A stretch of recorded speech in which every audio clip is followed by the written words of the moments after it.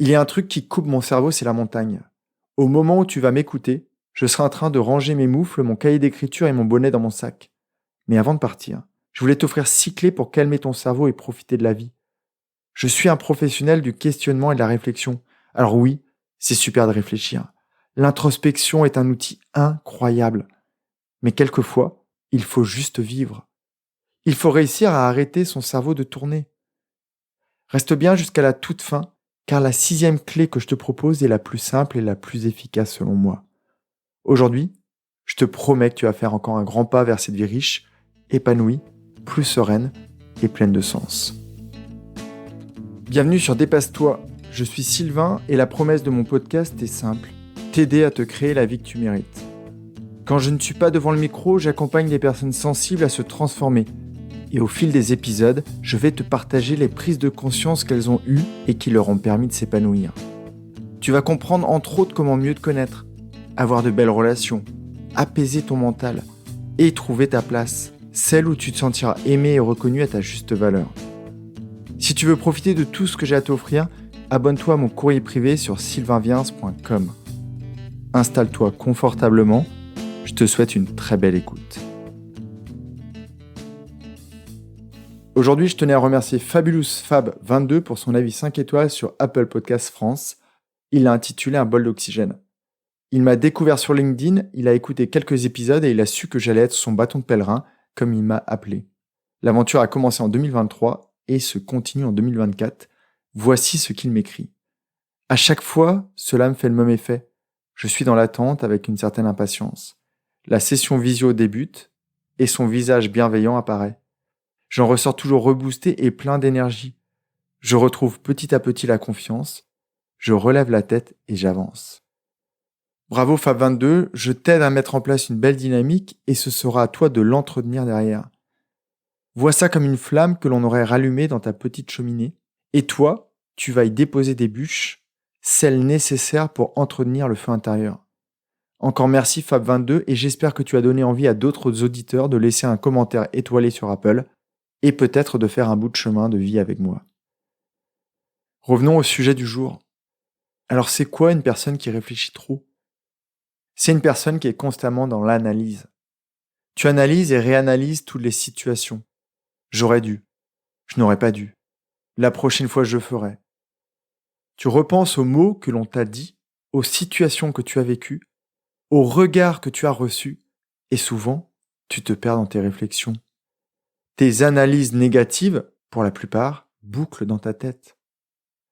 C'est génial de pouvoir rejouer des scènes dans son cerveau, de mieux comprendre le retour d'une personne, d'imaginer la journée de demain, mais pas tout le temps.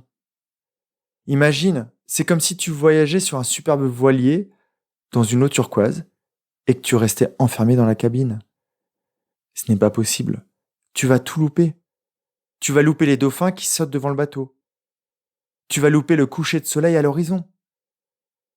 Une personne qui réfléchit trop, c'est une personne indécise qui n'arrive pas à choisir, même quand c'est simple. Un aspirateur, un manteau, un séjour, une voiture. C'est génial d'analyser les situations, de peser le pour et le contre, mais pas pour tout. Pas pour une robe ou une tablette, pas pour un restaurant ou un hôtel. À force de rentrer tes données dans ton tableau Excel ou dans ton cerveau, la neige du séjour au ski que tu n'as pas choisi a fondu. Le soleil de cette location estivale s'est caché derrière les nuages. Ou alors, il ne reste plus que des locations bas de gamme. Une personne qui réfléchit trop est une personne qui se préoccupe trop des détails. Il est super beau le petit gland sur le chemin devant toi, mais si tu lèves la tête, regarde derrière. Tu vas voir son grand frère avec ses feuilles, et peut-être même un écureuil jouant dans ses branches. Quand tu te perds dans les détails, la ponctuation, les fautes d'orthographe, le magnifique texte que tu as en tête ne sera jamais lu. Si j'avais appris à bien écrire avant mon premier épisode, il n'aurait jamais vu le jour. Et tu n'aurais jamais entendu les conseils que je vais te donner dans 1 minute. Une personne qui réfléchit trop dort mal. Elle met une plombe à éteindre son cerveau et à fermer les rideaux. Et dès qu'elle les ouvre, les yeux, c'est parti. Le coureur remonte sur son vélo et commence à tourner autour de la piste sans jamais s'arrêter. Impossible de trouver le bouton pause. Impossible de le faire descendre de son petit vélo. Le pire, c'est que ton superbe engin, ton cerveau, celui qui est enfermé dans ta boîte crânienne, il te crée du stress, de l'anxiété, des peurs, des doutes, de la méfiance, et il t'empêche d'avancer. Alors que faire pour le calmer? Comment trouver ce putain de bouton pause? Comment enfin réussir à profiter de la vie extérieure? Mon premier conseil, c'est la vidange. Quand un réservoir déborde, c'est qu'il est trop plein. Moins tu as de pensées dans la tête, moins elles te chahuteront et te couperont de la vie. Tu dois déposer ces pensées en parlant ou en écrivant. Après l'épisode, note ce que tu as dans ta marmite mentale. J'accompagne un homme suisse qui a un mental très puissant. Entre chaque séance, il remplit sa marmite. Et souvent, quand je le retrouve, elle est quasiment vide. Et on finit de la vider ensemble. Depuis qu'il fait ça, il est plus calme.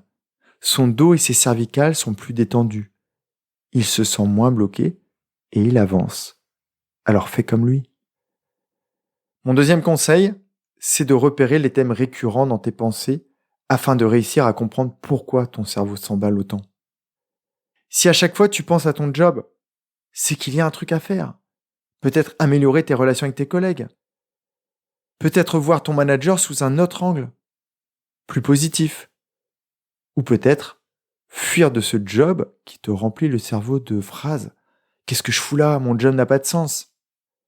Plus tu solutionnes tes problèmes, ceux qui encombrent ta tête, plus ton cerveau est léger, moins tes cervicales ont à portée de poids et plus ta vie sera sereine. C'est un peu comme si tu demandais à ton cerveau: qu'est-ce qui te prend la tête comme ça? C'est comme un papa qui verrait son enfant perturbé le dimanche soir à 18h, avant la reprise de l'école avec une grosse boule au ventre, et qui lui dirait: je vois que tu es perturbé. Tu ressens quoi, mon chéri? À quoi tu penses pour te mettre dans cet état? Le troisième conseil, prends conscience de ton corps et de l'environnement extérieur.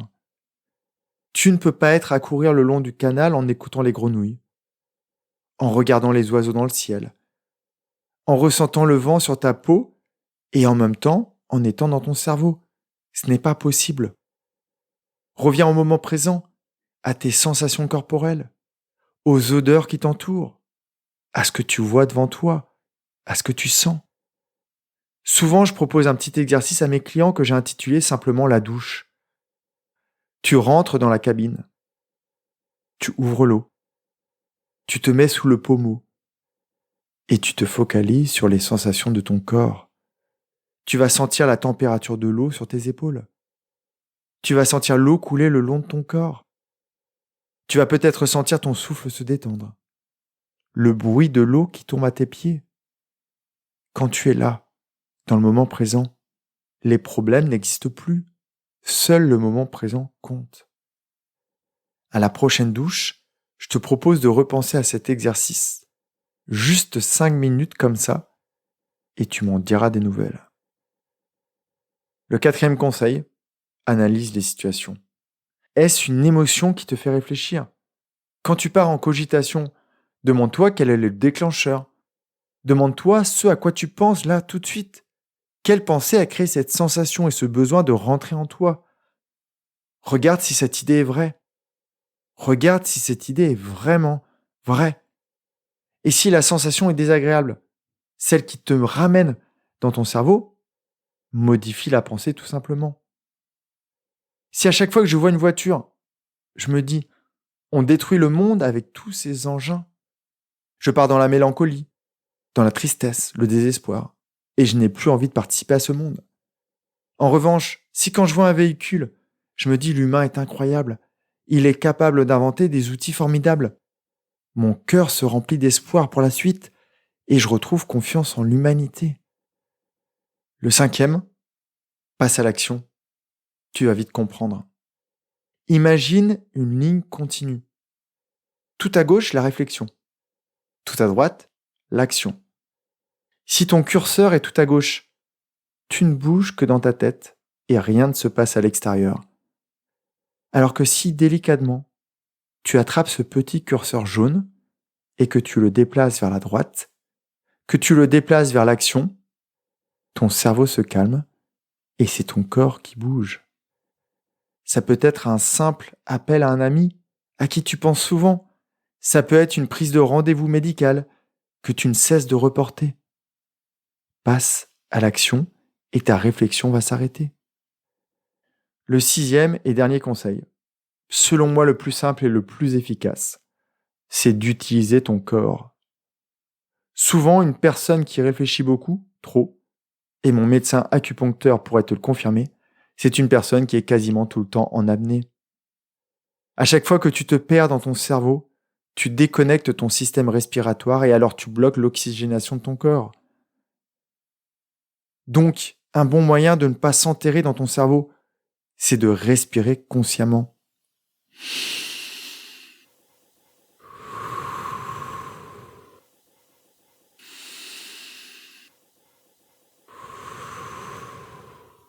Tu peux même ajouter des phrases. À l'inspiration, tu peux me dire « je ne suis pas mes pensées ». À l'expiration, tu peux te dire « je ne suis pas mes émotions ». Je ne suis pas mes pensées, je ne suis pas mes émotions. J'espère sincèrement que cet épisode va te permettre de sortir de ces constructions mentales qui t'empêchent d'avoir la vie remplie de confiance, de conscience et d'amour que tu mérites. Si tu en veux plus, abonne-toi à mon courrier et imagine comment le chemin sera beau une fois ton cerveau apaisé et calmé. Une fois que ce petit coureur sera sur le bord de la piste et profitera de ce qu'il a devant les yeux. Je te dis à jeudi.